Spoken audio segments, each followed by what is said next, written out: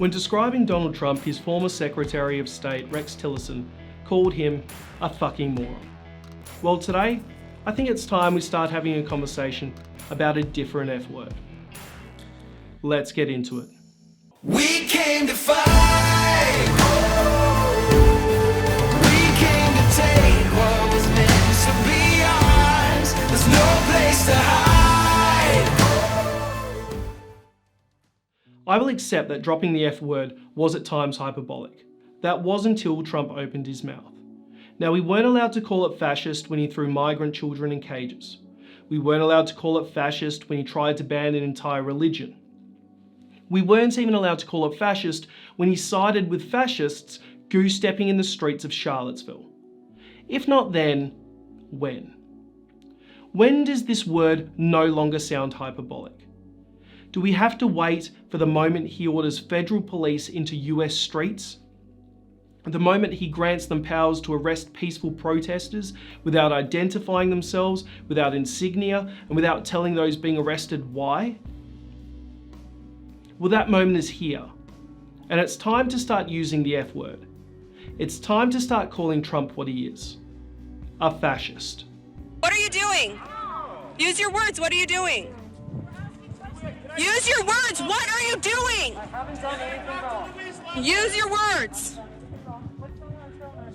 What is going on? Who are you? Why are you taking NLG will get you out. What's your name? Tell us your name. What's your name? Okay, you're fine, we'll get you out. Bro, what? Alright, We got you, friend. we got you. NLT. You just violated their rights. Oh.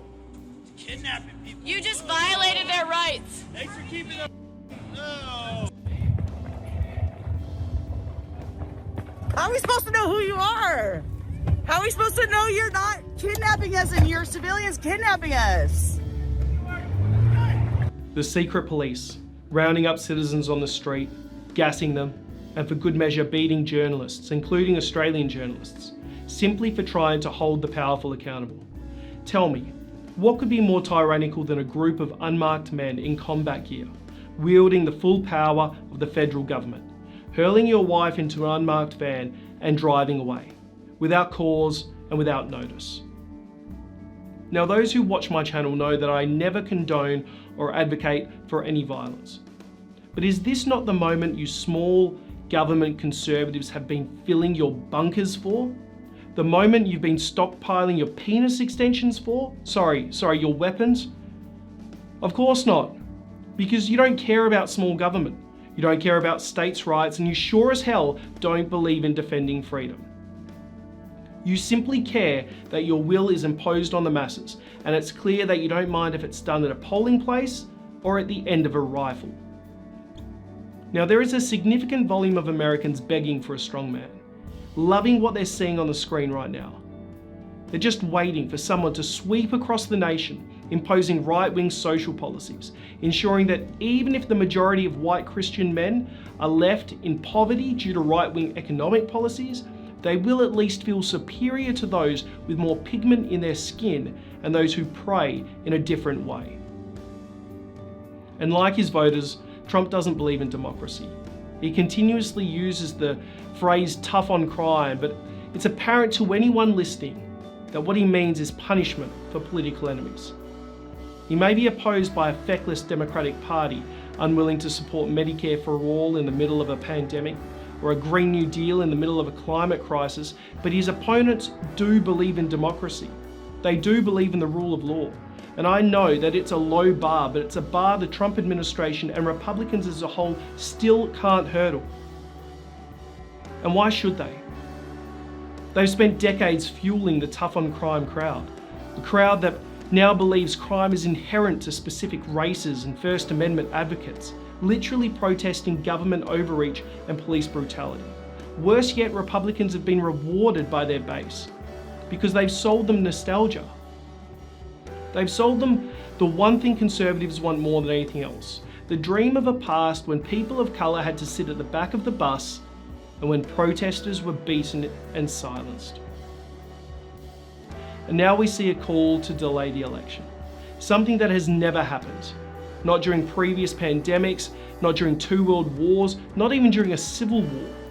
The Republican leadership needs to denounce this president, and they need to deny him the nomination.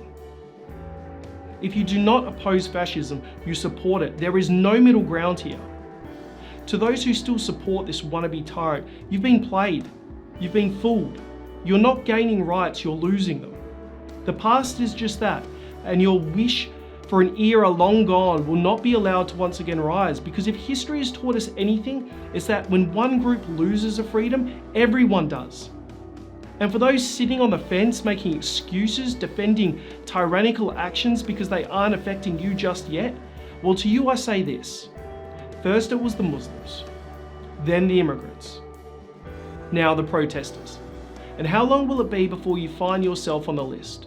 How long will it be before you find yourself hiding in your attic, whispering to your family, shh, the red hats are coming.